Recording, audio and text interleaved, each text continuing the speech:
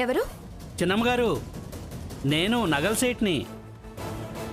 నెక్లెస్లు, గాజులు చాలా చాలా వెరైటీలు తెచ్చానమ్మా. ఇవాళ అక్షయ తృతీయ కదా, రండమ్మా ముందు మీకు నచ్చినవి తీసుకుందరు గాని. అలాగా, సర్లేండి. రండి, నగలు తెచ్చాడంట, సెలెక్ట్ చేసుకుందాం. మేమెందుకు లేవే, నువ్వు వెళ్ళి తీసుకో. మేమొస్తే ఆవిడ గారు ఏదో ఒకటి అంటారు. ఇవిగోండి అమ్మగారు, చూడండి. సౌండ్ మ్యూట్ అయ్యి 24 గంటలైంది. ఇక వాళ్ళు అరవటాలేం లేవు, మనం అరవటమే. ఇక రండి. నువ్వు వెళ్ళు, మేము వస్తున్నాం. సరే.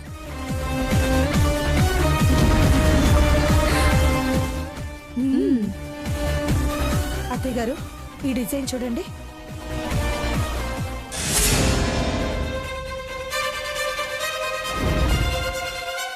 ఏంటి, ముందు నన్ను తీసుకోవడానికి రమ్మని వాళ్ళకు చూపిస్తున్నావే?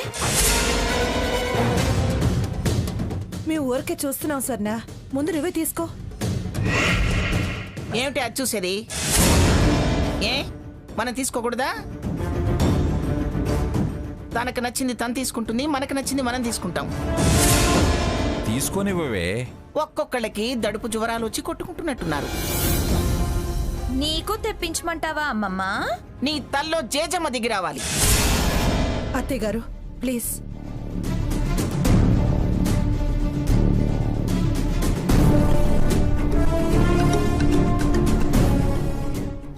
ఏంటివి అన్ని ఓల్డ్ మోడల్సే, కొత్తవేం లేవా?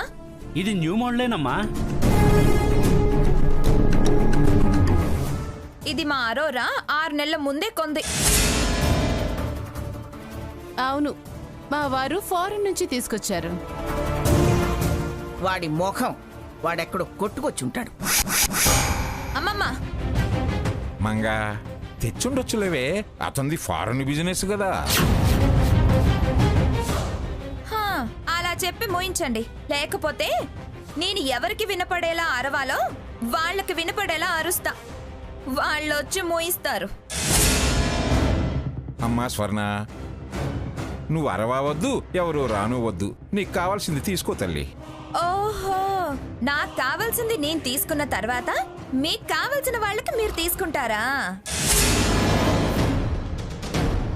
మాకు కావలసిన వాళ్ళు ఎవ్వరూ లేరు, నీకే తీసుకుంటున్నావు. లేకపోవటం ఏంటి? వారి ముద్దుల మనవరాలు, కాబోయే పారిశ్రామికవేత్త సీతామహాలక్ష్మి ఉందిగా. మాకు రాని ఆలోచన నీకొచ్చి బాగా గుర్తు చేసావే. థ్యాంక్స్. అంటే తీసుకుంటారా? తీసుకుంటే తప్పేమిటి? తీసుకోవడానికి వీల్లేదు. తీసుకోలే స్వర్ణ, నువ్వే తీసుకో, సరేనా? ఆ మాట అన్నారు, బాగుంది. అత్తయ్య చాలా మంచిది. అందుకేనా పోలీస్ స్టేషన్ చూపించావు? జైల్లో కూడా పెట్టించవే, ఇంకా మంచితనం గడగడలాడుతుంది. పెట్టిస్తా పెట్టిస్తా, ఎవరు గడగడలాడరో వాళ్ళని పెట్టిస్తా. నీ ముఖం పెట్టించావులే, వెళ్ళా. మంగా మీరాగండి. ఈ నెక్లెస్ ఒక్కటి బాగున్నట్టుంది. ఆయన ఇది కూడా పాత డిజైన్ లాగే ఉంది. అవునవును, వేప కొమ్మలు విరిచి చెవులకు పెట్టుకునే రకానివే నువ్వు. నీకు కొత్త డిజైను పాత డిజైన్ కూడా తెలుసా? చింత పిక్కెల మోఖం దానా, పావతలకి. ఖచ్చితంగా వీళ్ళు సీత కోసం నగలు తీస్తారు. రేపు వెళ్ళి ఇస్తారుగా, అప్పుడు చెప్తా వీళ్ళ సంగతి. పదండి. లక్ష్మి, అత్తయ్య ఇదిగో పట్టుకో. గాజులు, చైను 3 తీసుకెళ్ళి లోపల పెట్టు. అవి సీతకు తీసుకెళ్ళాలి. సీత తీసుకోవద్దు. అక్షయ తృతీయ కదా, సువర్ణ లక్ష్మిని ఎవరు కాదనరు. వెళ్ళొస్తానమ్మా. మంచిది.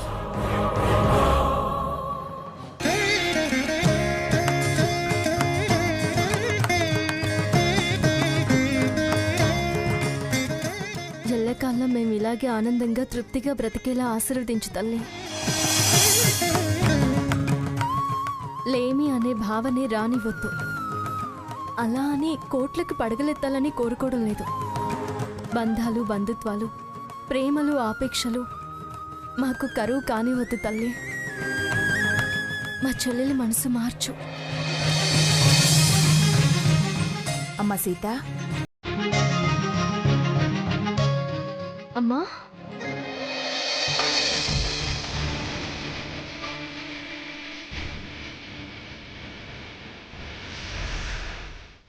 అమ్మా రామ్మా, కూర్చో కూర్చో.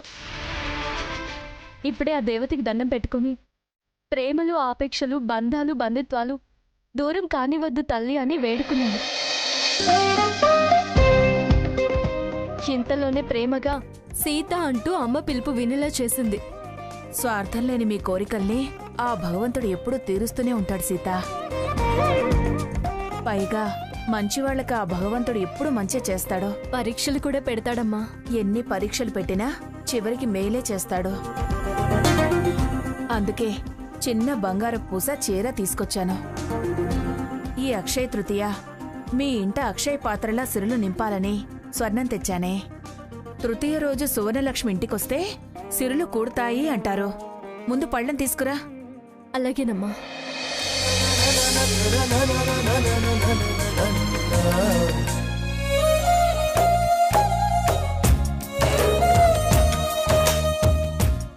ముందు నువ్వు కూర్చో.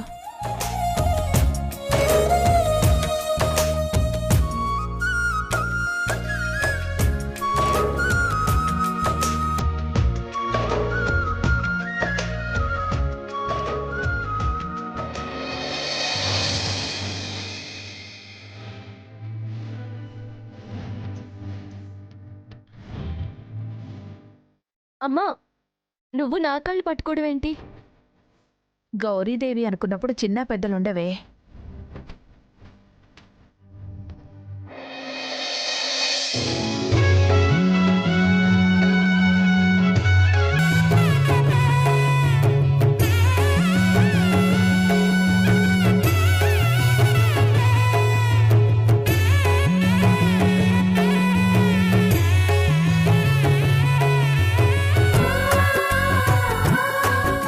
కోరికలన్నీ నెరవేరి పిల్లా పాపలతో అష్టలక్ష్ములతో 10 కాలాల పాటు చల్లగా ఉండాలి.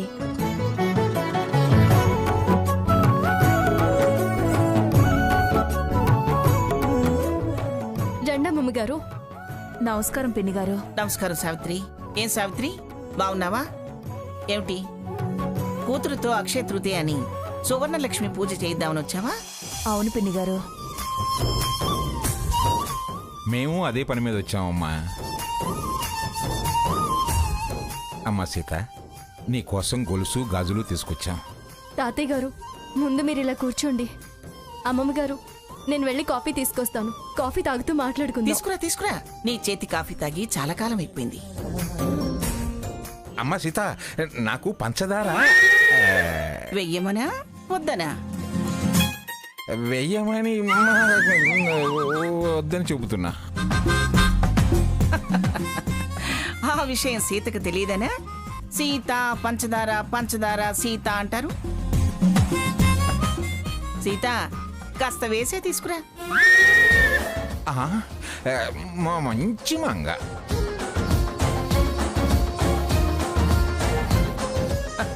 హద్దు మీరనిస్తే అందరికీ మంచి, కాదంటే నీ చెడు.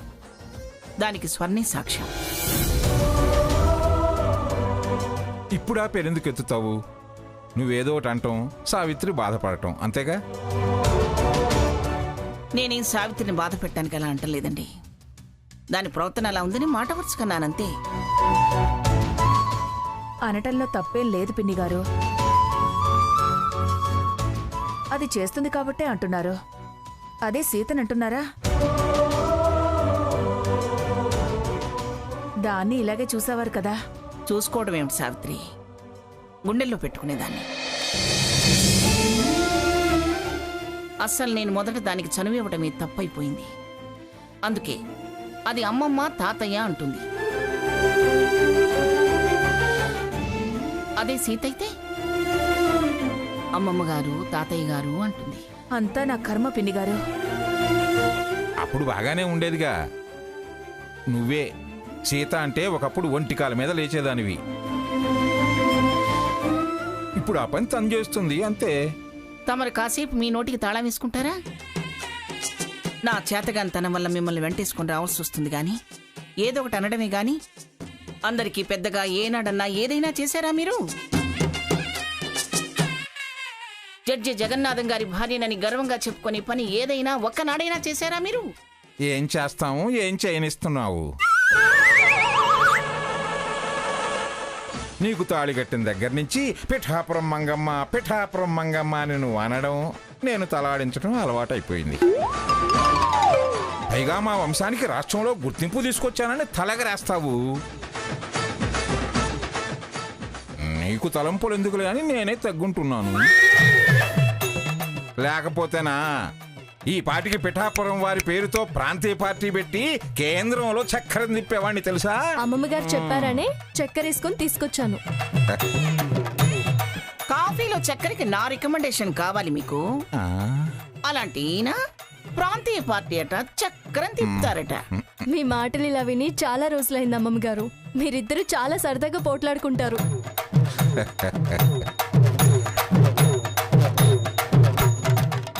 దాంతో ఏదోటి అనిపించుకుంది నాకు తోచదమ్మా. అనకపోతే నాకు తోచదు. నన్నే కాదుగా, నువ్వెవరో ఒకరిని ఏదోటి అంటూనే ఉంటావు. సర్లే ఆపండి. సీత రా, ఇలా వచ్చి కూర్చో. అమ్మమ్మ గారు మీరేమీ అనుకోనంటే. అనుకోవద్దు అంటున్నావంటే వద్దనబోతున్నావనేగా? చీర సారా తీసుకుంటాను కానీ బంగారం మాత్రం తీసుకోను అమ్మమ్మ గారు. అక్షయ తృతీయ రోజు ఇంట్లోకొచ్చిన స్వర్ణలక్ష్మిని కాదనకూడదమ్మా. రావడం కాదమ్మా, అమ్మమ్మ గారు ఇస్తున్నారు. ఇచ్చినా కొనుక్కొచ్చినా మన చెంతకొచ్చిన దాన్ని పుచ్చుకోవాల్సిందే. తనుగా ఏదీ నడిచిరా సీత. అక్షయ తృతీయ మీకు బాగా కలిసి రావాలని నేను తీసుకొచ్చాను. కాదంటే ఎలా అమ్మా సీత? పసుపు కుంకాల్ని కాదండం లేదు, అవి లక్ష్మీదేవితో సమానమే కదా. ఏదైనా కావచ్చు సీత, పిన్నిగారు మనసు బాధ పెట్టద్దు. పైగా ఇవాళ వస్తున్న బంగారం వద్దనకూడదు. బతుకు బంగారం అవుతుంది. నా మాట విని తీసుకో. నీ మాట విన్నాను కదమ్మా. నువ్వు తీసుకొచ్చిన బంగారు పూసం తీసుకున్నాను కదా. నీకు పుట్టింటి పేరు మారిపోయింది. నువ్విప్పుడు పిఠాపురం వారి అమ్మాయివి. మెట్టినిల్లే పుట్టినిల్లు.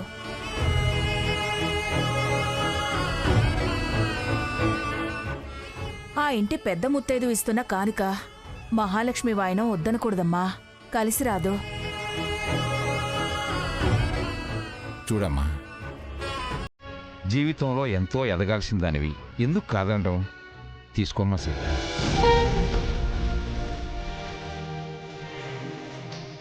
నీ భవిష్యత్తు నీదే అయినా నీ సాధనతో ఓ మెట్టెక్కావు. ఇది నీ ఆర్థిక అవసరానికి కాకపోయినా సాంప్రదాయంగా ఇస్తున్నాం. నీ ఆత్మాభిమానాన్ని ఇదేం తక్కువ చేయదులే. అత్తింటి కట్నాలు పుట్టింటి కట్నాలు వద్దనకూడదమ్మా. సరే అమ్మమ్మ గారు.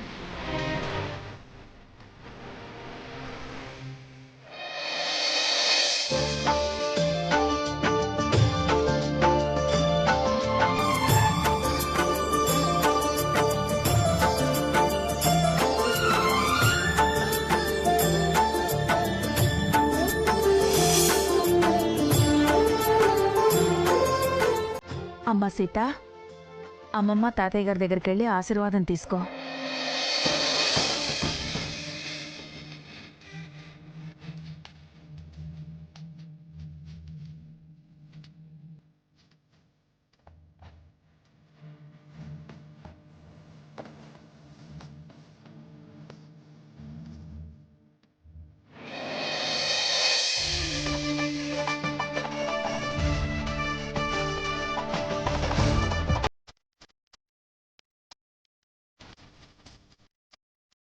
దీర్ఘ సుమంగళి భవ దీర్ఘాయుష్మాన్ భవ. అమ్మమ్మ గారు, నేను అమ్మమ్మ గారి కట్నం అందుకున్నాను.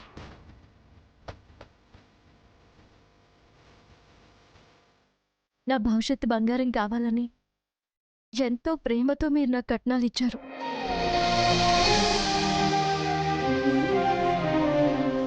వాటి విలువల కన్నా మీ ప్రేమ అపేక్షలు వెలకట్టలేనివి. మీరు ఆయుర ఆరోగ్యాలతో అష్టైశ్వర్యాలతో ఎప్పుడూ అలాగే ఉండాలి.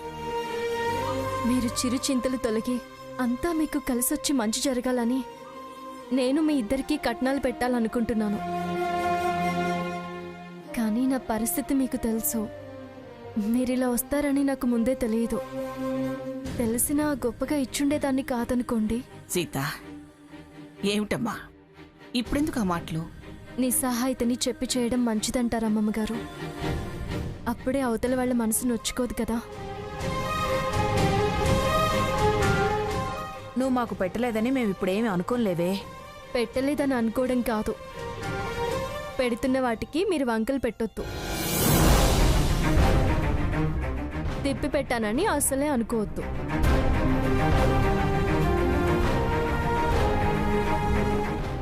మీరిచ్చినవి అందుకున్నాక ఇప్పుడు అవి నావైపోయాయి. వాటి మీద హక్కు నాదయింది. ఇప్పుడు అవి నా ఇష్టానుసారంగా నేను వాడుకోవచ్చు, మార్చుకోవచ్చు. మారుకట్నంగా ఎవరికైనా పెట్టొచ్చు. అర్థమైంది సీత. మా మాట కాదనలేక తీసుకున్నావు. నీ మాట నిలబెట్టుకోవడానికి తిరిగి పెడతానంటున్నావు. కాదమ్మమ్మ గారు, నాకు లక్ష్మినిచ్చి లక్షణంగా బతకమన్నారు. మీ ఆశీర్వచనాలు ఫలించాలని పెద్దలకి నేను అక్షయ తృతీయ రోజు స్వర్ణాన్ని కానుకగా ఇచ్చి పుచ్చుకున్న దానికన్నా రెట్టింపు ఫలితాన్ని పొందాలని. ఎలాగోలా తిరిగి ఇవ్వడమేగా నీ లక్ష్యం. కాదని చెప్పిందిగా మంగ. ఉభయ కుశలోపరిగా తను మీకిచ్చి ఎక్కువ ఫలితం పొందాలని, మీ దీవెనలు ఫలించి రెట్టింపు ఐశ్వర్యవంతురాలు కావాలని చెబుతుందిగా. మీకు మాటలే అర్థమయ్యాయి, నాకు మనసు అర్థమైంది. మళ్ళీ మాట ఎందుకు పడాలని అదా నిర్ణయం తీసుకుంది. దానికి శాస్త్రబద్ధతని తోడు చేసింది. దీనికన్నా ముందు దీని ఆత్మాభిమానం పుట్టింది పిన్ని గారు. అదే కదమ్మా తనకింత గుర్తింపు తెచ్చిపెట్టింది. అమ్మమ్మ గారు, నా కోరిక మన్నించరు? నీ భవిష్యత్తు కోరేవాళ్ళం. నువ్వింతగా చెప్పాక ఎలా కాదంటాం? కానివ్వు.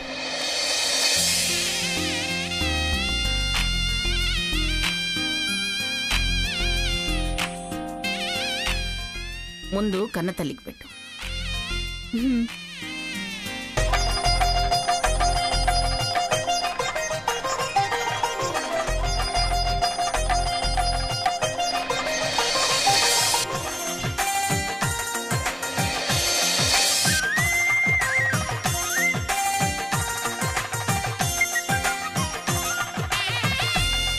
ఏమీ ఇవ్వలేకపోతున్నానే అని చాలా బాధపడ్డాను. కానీ ఇప్పుడు నా మనసుకి తృప్తిగా ఉంది అమ్మమ్మ గారు. తెలివిగల వాళ్ళు కార్యం ఎలాగైనా సాధించుకుంటారు. అవునవును.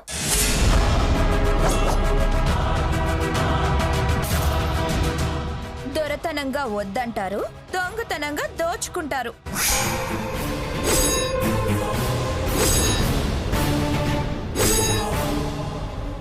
పౌరుషాలకి మాటలు అంటారు, చాటు మాటుగా కలుస్తుంటారు.